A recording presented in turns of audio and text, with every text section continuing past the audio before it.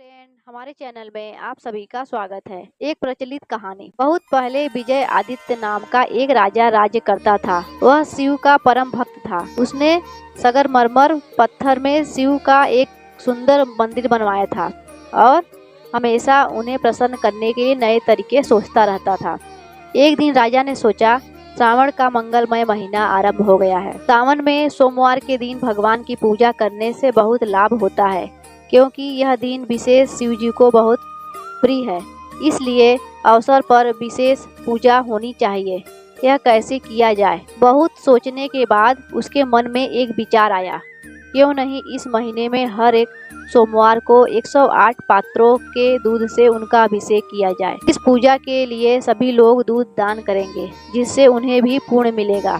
पूजा के लिए दूध विशेष रूप बनाए गए एक कुंड में एकत्र किया गया। कुछ दिनों के बाद राजा को उद्घोषक ने शहर के चौक पर ढोल बजाकर यह घोषणा की, नगरवासियों, कल सावन का पहला सोमवार है और हमारे राजा 1008 पात्रों के दूध से शिव की पूजा करेंगे। हर एक गृहवासी को कल सुबह घर का सारा दूध लेकर मंदिर में अवश्य जाना चाहिए और मंदिर के कुंड में सारा दूध डाल देना चाहिए। याद रखो, तुम सबको सारा दूध डालना चाहिए, जिसे कुंड मुंह तक पूरा भर जाए। सभी नगरवासी शहर के चौक पर घोषणा सुनने के लिए आए। कुछ लोग अपने राजा की धर्मनिष्ठा पर खुश थे, अन्य शायद पूजा के लिए अपना सारा दूध देने के कारण उतने ही खुश नहीं थे। लेकिन किसी ने कुछ नहीं कहा और सभी लौट गए। दूसरे दिन सवेरे से लोग दूध के पात्रों के साथ मंदिर में जाने लगे। शीघ्र ही मंदिर के सामने एक लंबी कतार बन गई, क्योंकि कुंड में अपने हिस्से का दूध डालने के लिए अधिक से अधिक लोग आने लगे। वे सब अपने घर का सारा दूध ले आए थे। बछड़ों के लिए एक बूंद भी नहीं छोड़ा था।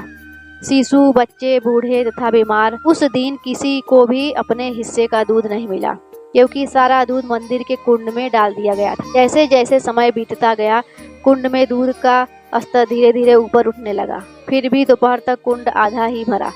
हर एक क्षण इतने पात्रों के दूध कुंड में डालने पर भी कुंड खाली था। यह सचमुच आश्चर्य की बात थी। क्रमशः पुजारी तथा मंदिर में एकत्र सभी लोग चिंतित हो गए। यहाँ क्या हो रहा है? भीड़ में सब घबराहट के साथ कानाफूसी करने लगे।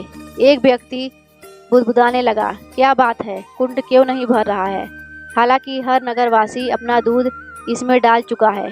क्या शिव भगवान नाराज हैं? क्या हम लोगों से अनजाने में कोई पाप हो गया है? पुजारी बहुत घबराए हुए थे। तभी मंदिर के अहाते में एक बूढ़ी औरत ने प्रवेश किया, जिसे शायद ही किसी ने ध्यान से देखा होगा। वह नगर के दूसरे छोर पर रहती थी। उसने सवेरे उठकर अपनी सभी गायों का दूध निकाल लिया था, लेकिन बछड़ों के लिए कुछ छोड़ दिया था। फिर उन्होंने परिवार के सदस्यों को दूध पिलाया और घर का काम काज पूरा किया। इसके बाद केवल एक छोटे कटोरे भर दूध बचा। वह उसे लेकर मंदिर में गई और यह प्रार्थना करते हुए दूध को कुंड में डाल दिया। हे कृपा सिंधु प्रभु, सिर्फ इतना ही आपको अर्पित कर सकती हूँ, क्योंकि यह अपनी पूरी भक्ति के साथ समर्पित कर रही हूँ। कृपया मेरी छोटी सी भेंट को स्वीकार करें। और लो देखो, अब आधा रिक्त कुंड दूध से लबालब भर गया। बूढ़ी औरत जैसे बिनती भाव से आई थी, वैसे ही चली गई। राजा और पुजारी कुंड को भरा हुआ पाकर फूला न समाये और विशेष पूजा कार्यक्रम संपन्न किया। अगले सोमवार को वैसा ही हुआ। नगर के सब वासियों ने ईमानदारी से कुंड में अपने दूध को डाल दिए। फिर भी वह आधा खाली ही रहा और तभी लबालब भरा जब बूढ़ी औरत ने अपने छोटे कटोरे का दूध उसमें डाला। इस चमत्कार को देखकर सभी चकित थे। राजा ने इस रहस्य की तरह तक जाने का निश्चय किया। इसलिए तीसरे सोमवार को राजा सवेरे से ही कुंड के निकट पहरेदार के भेष में खड़ा हो गया और हर घटना पर निगरानी रखने लगा।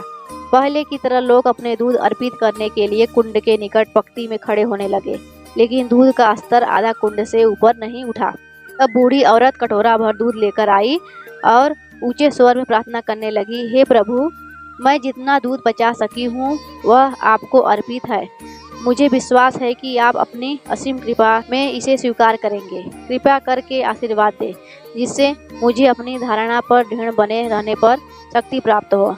तब उसने कुंड में अपना दूध डाल दिया जैसे ही वह वापस जाने के लिए मुड़ी की राजा जो भेष बदलकर निगरानी कर रहा था, यह देखकर चकित रह गया कि कुंड दूध से लबालब भर गया। उसने दौड़कर बूढ़ी औरत को रुकने के लिए कहा और डर से कांपती हुई बोली, मुझे क्यों रोकते हो? मैंने क्या किया है? राजा ने कहा, डरो मत माँ, मैं राजा हूँ और तुमसे कुछ जानना चाहता हूँ। इतने ही लोगों ने अपना दूध कब से कुंड में डाल रहे हैं, फिर भी आधा कुंड से ज्यादा नहीं भरा, लेकिन तुमने जैसे ही इसमें छोटे कटोरे भर का दूध डाला, कुंड अचानक लबालब भर गया। क्या बता सकती हो ऐसा क्यों हुआ? बूढ़ी औरत ने उत्तर दिया, महाराज, मैं एक माँ हूँ और माँ कभी अपने बच्चों को भूखे देखना सह नहीं सकती, इसलिए मैंने आपकी आज्ञा का पालन नहीं किया। गायों से दूध निकालते समय मैंने कुछ दूध बछड़ों के लिए छोड़ दिया और फिर सब बच्चों को पिलाया। इसके बाद जो दूध बचा वही पूजा के लिए लाई हूँ। भगवान भी माता के समान है, वे नहीं चाहते हैं कि बच्चों को भूखों से मारे। स्पष्ट बोलने के लिए क्षमा चाहती हूँ। हे राजा, आपने किंतु यही कह दिया।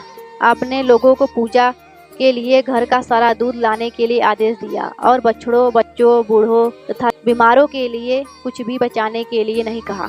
प्रजा दुखी थी, लेकिन आपकी आज्ञा का उल्लंघन नहीं कर सकी। उन्होंने अर्पण तो किया, किंतु स्वेच्छा से नहीं। भगवान को यह पसंद नहीं आया और आपके अर्पण को अस्वीकार करके उन्होंने अपना असंतोष प्रकट किया। राजा यह सुनकर विचारों में खो गया। वह ठीक कहती है, उसने मन में कहा। राजा को भी अपनी प्रजा के लिए माता के समान होना चाहिए, जो उसके स्वास्थ्य और सुख का ध्यान रखे, लेकिन मैं अपनी पूजा के लिए उन्हें दूध देने पर मजबूर करने का महापाप कर रहा था। फिर भगवान हम पर कैसे प्रसन्न रहेंगे? शर्म से उनका सिर झुक गया। वह बूढ़ी औरत से बोला, मैं तुम्हारा शुक्रगुजार हूँ माँ, तुमने हमारी आंखें खोलकर सच्ची भक्ति का मार्ग दिखाया है। तुरंत उसने घोषणा करवाया कि आने वाले सोमवार के दिन लोगों को उतना ही दूध लाना है जो बछड़ों, बच्चों, बूढ़ों तथा बीमारों को पिलाने के बाद बच जाए। अगले सोमवार को भी, जो सावन का अंतिम सोमवार था, मंदिर पर सवेरे से ही लंबी कतार थी। लोग उतना ही दूध लाए थे जो बचा सके। राजा ने फिर उतना ही दूध डाला जो महल के बछड़ों, बच्चों तथा अन्य लोगों से बच पाया। परिणाम आश्चर्यजनक था। कुंड सुबह में ही भर गया था। राजा प्रसन्न था और बूढ़ी औरत का इंतजार कर रहा था। जब उसने अपने हिस्से का दूध डाल दिया, तब राजा उसे मंदिर में ले गए। दोनों ने एक साथ पूजा की। हर हर महादेव।